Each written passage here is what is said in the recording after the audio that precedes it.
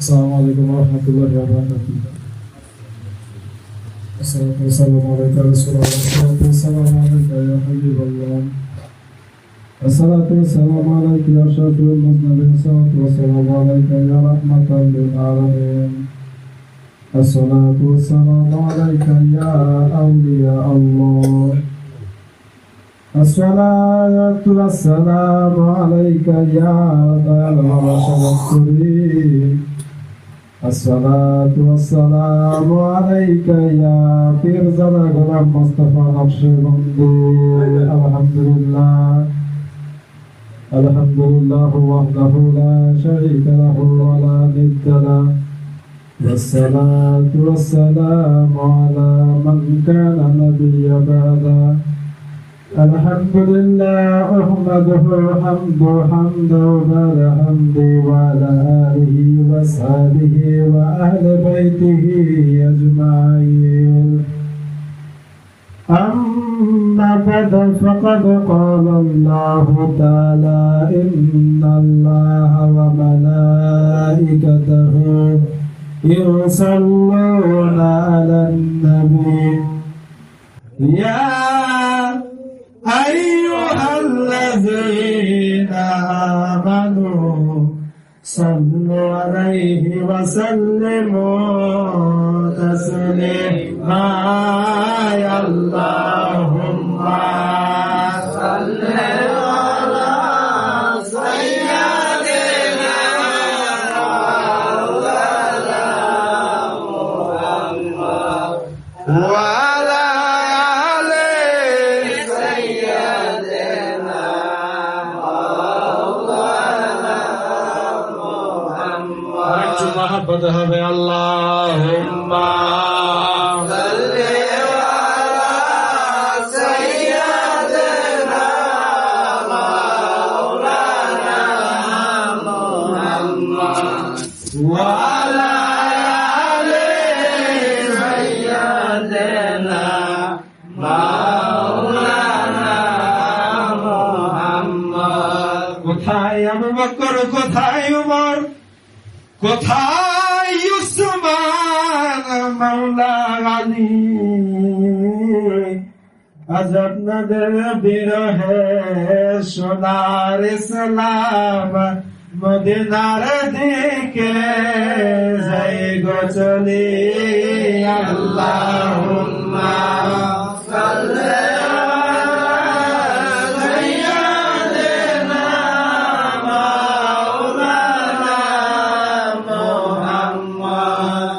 وعلى آل سيدنا مولانا محمد. আমার দয়াল বাবার প্রেম বাগানে ও নবী আপনি গোলাপ ফুল সেই ফুলের মালা গেথে পরব মোরা গলে গো। আল্লাহুম্মা সাল্লি আলা সাইয়্যিদিনা মাওলানা মুহাম্মদ ওয়া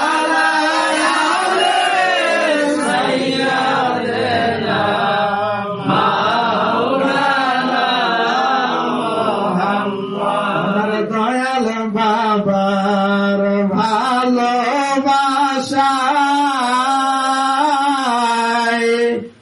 ওগো আল্লাহর ওলি হওয়া যায়। নবী গো আপনার ভালোবাসায় মাওলার দিদার পাওয়া যায়। আল্লাহুম্মা সাল্লি আলা সাইয়্যিদিনা মাওলানা মুহাম্মদ ওয়া আলা আলি সাইয়্যিদিনা মাওলানা আল্লাহ রাব্বুল আলামিনের দরবারে শত করে শুকরিয়া জানাই যে দয়াময় আল্লাহ রহমানুর রহিম দয়া করে মায়া করে ভালোবেসে এমন একটা দিনে আমাদের হাজির করলেন যে দিন আল্লাহর হাবিব রাসূল আকরাম সাল্লাল্লাহু আলাইহি ওয়াসাল্লাম এই দুনিয়ার জমিনে আগমন করেছেন।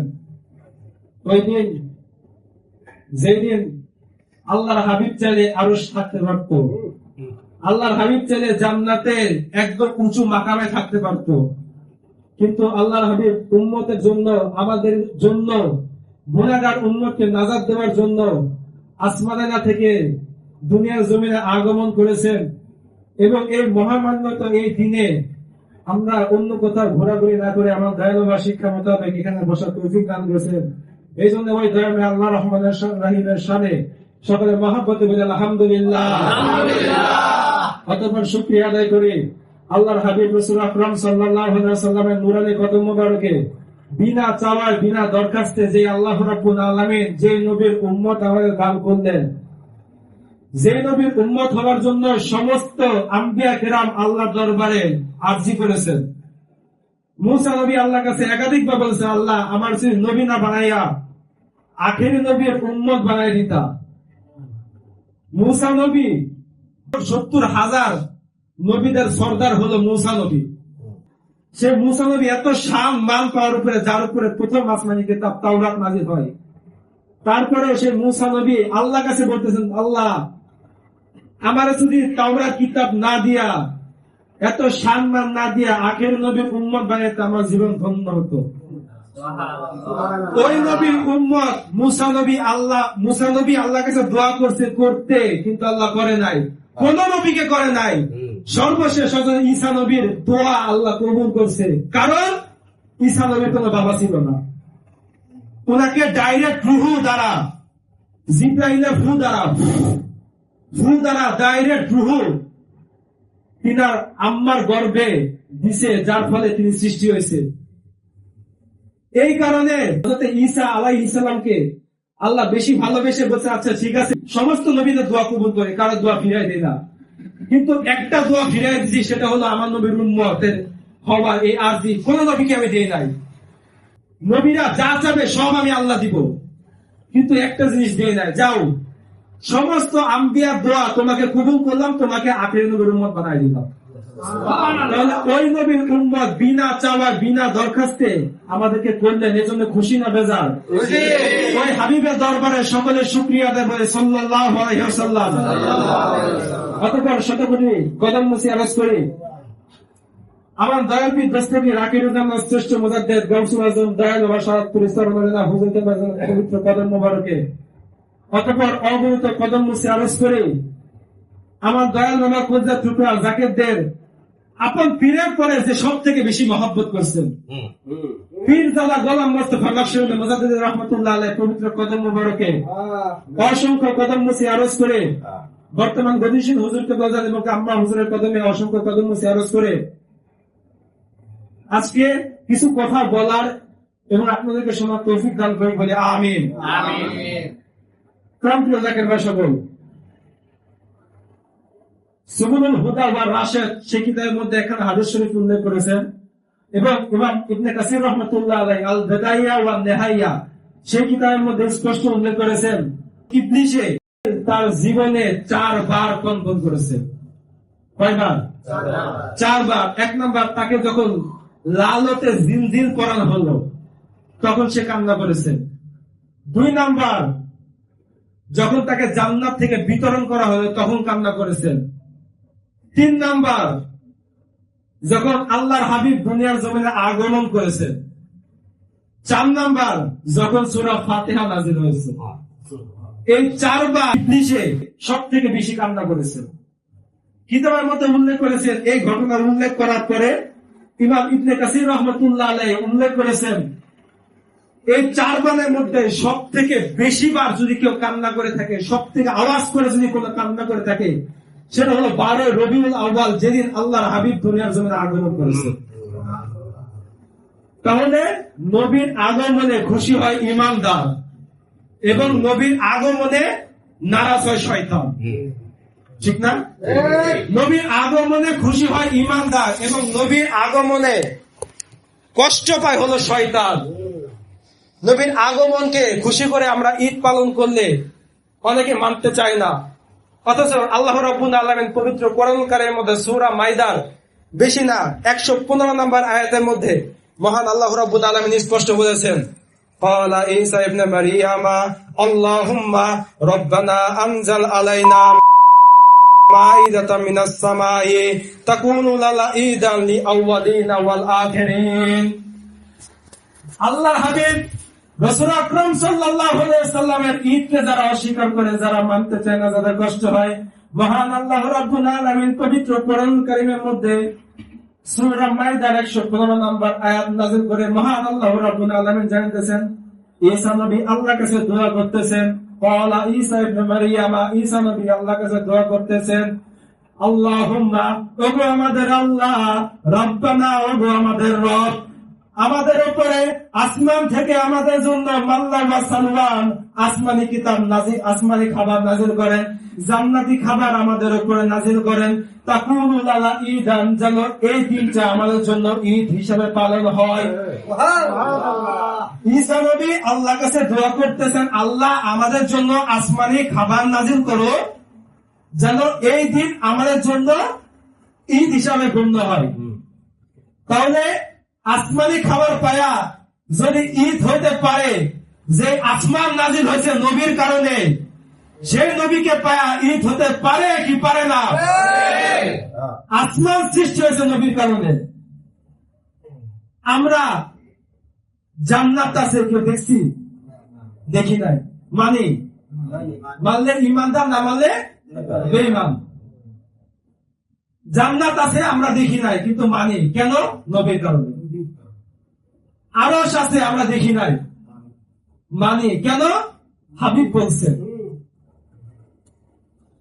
ফেরেশতারা আছে আমরা দেখি নাই, মানি বিশ্বাস করে কেন? হুজুর বলছেন। কোরআন আল্লাহর কিতাব, যালিকাল কিতাবু লা রাইবা ফিহি, কোনো সন্দেহ নাই, কিন্তু ওই কোরআন আল্লাহর কিতাব আমরা মানি নবীর কারণে।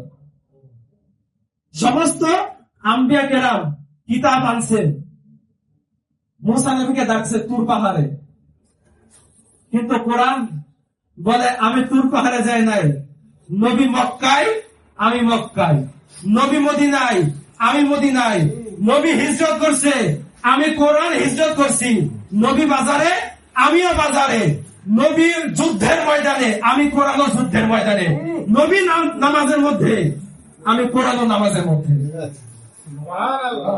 আমাদের প্রথম কিবলা ছিল হলো মসজিদুল আকসা, কিন্তু আমার নূর নবী রাহমাতুল্লাহ আলামিন নামাজের মধ্যে বলতেছেন, বলে নাই, মনে মনে ভাবছে যদি আমাদের কিবলা কাবা হতো। বলে নাই, অন্তরে ভাবছে যদি কিবলা কাবা হতো। খালি ভাবছে।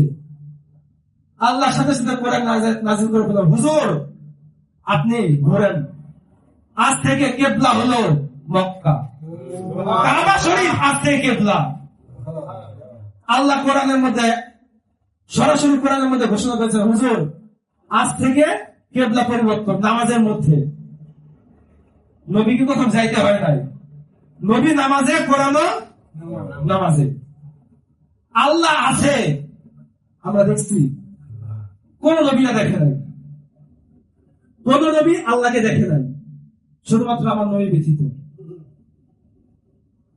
আল্লাহ আছে আমরা দেখি নাই, বিশ্বাস করে কেন? হাবিব বলছে। তার মানে আমার নবীর শান এত বেশি আল্লাহ দান করছে, হাবিব বলছে, তাই এটা হয়েছে। এই যে আমরা হাদিসে কুদসি বলি না, হাদিসে কুদসিও কিন্তু আল্লাহ, কিন্তু আল্লাহ বলেন, হুজুর আপনি যেটাকে বলবেন কোরআন ওটা কোরআন, যেটাকে আপনি কোরআন বলবেন না ওটা সরাসরি হাদিসে কুদসি। সুবহানাল্লাহ বলেন। তার মানে কোরআনও হাবিবের কথাই। হুজুর বলছেন এটা কোরআন, এটা কোরআন, হাবিব বলছেন না এটা হাদিসে কুদসি। সুবুলুল হুদা ওয়া রাশেদ সেই কিতাবের মধ্যে স্পষ্ট উল্লেখ করেছেন, নবীর আগমনকে কেন্দ্র করে আল্লাহর হাবিব রাসূল আকরাম সাল্লাল্লাহু আলাইহি ওয়াসাল্লাম 12 রবিউল আউয়াল ফজরের সময় যখন আগমন করেছেন, আব্দুল মুতালিব বের হয়েছে।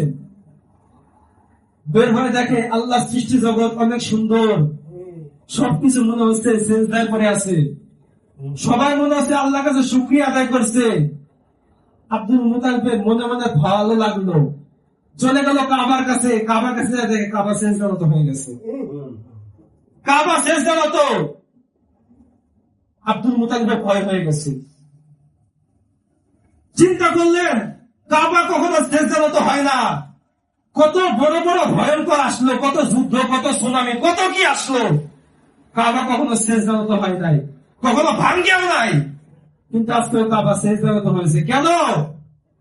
দরমায়া চলে গেল আমিনার ঘরে, যা দেখে আল্লাহর হাবিব দুনিয়ার জমিনে আগমন করেছেন। কাবার জবান খুলে গেছে। কাবা বলে, আব্দুল মুতালিব, আমি সিজদারত হয়েছি অন্য কোনো কারণ না, কারণ আজ আমি কাবা দুনিয়ার মধ্যে আগমন করেছে। ওই কাবাকে শুকরিয়া আদায় করার জন্য ওই কাবা অন্য কোথাও না, আমার পাশে আগমন করেছে। এই জন্য আমি ওই কাবার সামনে আল্লাহর কাছে সিজদারত হয়ে গেছি। শুধু তাই না, সুবুলুল হুদা ওয়ার রাশাদ সেই কিতাবের মধ্যে উল্লেখ করেছেন, যখন আল্লাহর হাবিব দুনিয়ার জমিনে আগমন করেছেন, পৃথিবীর 3 প্রান্তে 3টা পতাকা আল্লাহ উত্তোলন করেছে। আল্লাহ নিজে ফেরেশতাদের উঠায় দিয়েছে। হাবিব এসেছে, আগমন করেছে এই জন্য। তাহলে যে নবীর জন্য গোটা সৃষ্টি জগৎ খুশি হয়েছে, সেই নবীকে পেয়ে আমরা খুশি না বেজার? জোরে বলেন খুশি না বেজার? খুশি হলে সবাই মহব্বতে বলে আলহামদুলিল্লাহ। প্রাণ প্রিয় জাকির সকল, আল্লাহ হাবিব রাসূল আকরাম সাল্লাল্লাহু আলাইহি ওয়াসাল্লামের আগমনে খুশি হলে একজন কাফের আবু লাহাব সে নাজাত পেয়ে যায়। সহিহ বুখারী শরীফের মধ্যে হাদিসটা উল্লেখ করেছেন, এছাড়া আরো বেশ কিছু কিতাবের মধ্যে উল্লেখ করেছেন। আবু লাহাব সে কাফের। মহান আল্লাহ রাব্বুল আলামিন স্পষ্ট বলেছেন, তাব্বাত ইয়াদা আবি লাহাব ওয়া তাব, হে আবু লাহাব তোর হাত ধ্বংস হোক। অথচ সে আবু লাহাব একদিন সোমবার নাজাত পাইছে। কেন? কিতাবের মধ্যে উল্লেখ করেছে, সেই বুখারী শরীফের মধ্যে উল্লেখ, যখন আমার নবী আগমন করছে, নবী আগমন উপলক্ষে সুয়াইবা নামে একজন দাসী ছিল আবু লাহাবে, তাকে তার শাহাদাত আঙ্গুল মোবারক ইশারা করে নাজাত দিয়ে দিয়েছে। তাকে নাজাত দিয়েছে শাহাদাত আঙ্গুল ইশারা করে। কেন? অন্য কোনো উদ্দেশ্য না, হাবিব এসেছে, নবী আগমন করেছেন, এই জন্য খুশি হয়ে তাকে নাজাত দিয়েছে। যার কারণে আবু লাহাব একদিন সোমবার তার শাহাদাত আঙ্গুল থেকে পানি বের হয়, যে পানি পান করে তার সমস্ত আযাব নিষ্কাশন হয়ে যায়। সুবহানাল্লাহ বলেন। হুজুরের জন্য, হাবিবের আগমনের জন্য। তাহলে আল্লাহর হাবিবকে আগমনে খুশি হওয়া ইমানদারের কাজ, এবং আল্লাহর হাবিবের উফাদে নারাজ হওয়া বেঈমানের কাজ। অনেকে বলে থাকে নবী মারা গেছে, নবীজি যেই দিনে আগমন করেছে ওই দিনে মারা গেছে, অথচ সত্য নয়। কেন? কেননা নবীজি আগমন করেছে রবিউল আউয়াল মাসে 12 তারিখ। রবিউল আউয়াল মাসে 12 তারিখ সোমবার, কোনো দ্বিমত নাই। কিন্তু নবীজি উফাদ গ্রহণ কবে করেছে? আপনারা প্রত্যেকে জানেন, আখির চাহান সোমবার, জানেন না? সফর মাসের শেষের বুধবার, যেই দিন আল্লাহর হাবিব অসুস্থ থেকে সুস্থ হয়েছে। আখিরি চাহান সোমবার, সফর মাসের শেষের বুধবার। সফর মাসের পর হলো রবিউল আউয়াল। রবিউল আউয়াল মাসে আল্লাহর হাবিবের জন্মগ্রহণ করেছে। এখন আপনাদের চিন্তা করেন, আল্লাহর হাবিব সফর মাসের শেষের বুধবার সুস্থ হয়েছে, তারপরে সোমবার উফাত গ্রহণ করছে। তাইলে বুধ, বৃহস্পতি, শুক্র, শনি, রবি, সোম, কয়দিন হলো? 5 দিন, 6 দিন ধরে গেল, 6 দিনের নাম উফাত গ্রহণ করছে। তাহলে আপনারা চিন্তা করেন, সফর মাসের শেষের বুধবার যদি 26 তারিখ ধরেন এবং মাস যদি ধরেন 30 মাস, তাহলে কয় তারিখে উফাত হয়? রবিউল আউয়াল মাসে 1 তারিখে, তাই না? 26, 27, 28, 29, 30, 1 তারিখে উফাত। যদি 28 তারিখ ধরেন তাহলে 3 তারিখে। যদি আপনি আখেরি চাহান সোমবার, সফর মাসে শেষ বুধবার, একবারে শেষে ধরেন 30 তারিখও ধরেন, হিসাব করে দেখেন সর্বোচ্চ 6 তারিখ হয়, কিন্তু 12 রবিউল আউয়াল নবীজির উফাত কোনোভাবে প্রমাণ হয় না। তাহলে নবীজি যেদিন উফাত গ্রহণ করেছেন, যেদিন জন্মগ্রহণ করেছেন, ওই দিন উফাত গ্রহণ করেছেন, কথা সম্পূর্ণ মিথ্যা। এবং নবী তো উফাত গ্রহণ করে নাই, কেননা সমস্ত আম্বিয়া কেরাম তাদের কবরের মধ্যে জিন্দা, রওজার মধ্যে জিন্দা। কেমন জিন্দা? আল্লাহর হাবিব বলেন তারা দাঁড়ায় দাঁড়ায় সালাত আদায় করে। সুবহানাল্লাহ। সমস্ত আম্বিয়া কেরাম দাঁড়ায় দাঁড়ায় সালাত আদায় করে। তাহলে নবী রাসূল দাঁড়িয়ে দাঁড়ায় সালাত আদায় করে। নামাজ কার জন্য? যে মারা গেছে তার জন্য নামাজ না, যে জিন্দা। জিন্দা কাকে বলে? শুধু রুহুকে জিন্দা বলে না, যার রুহু এবং শরীর দুইটাই জিন্দা, ফুল বডি আছে, সেই জিন্দা।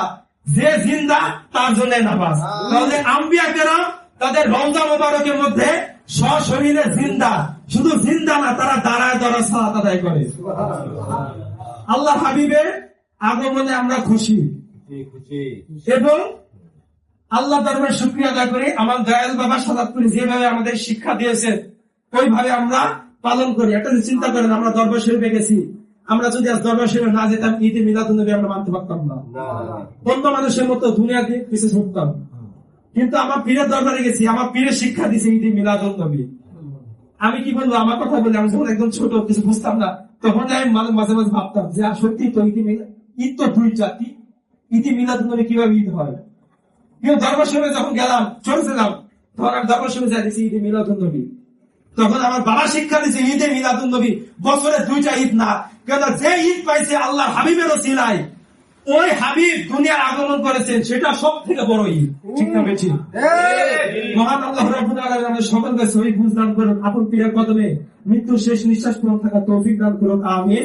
আসসালামু আলাইকুম ওয়া রাহমাতুল্লাহি ওয়া বারাকাতুহু।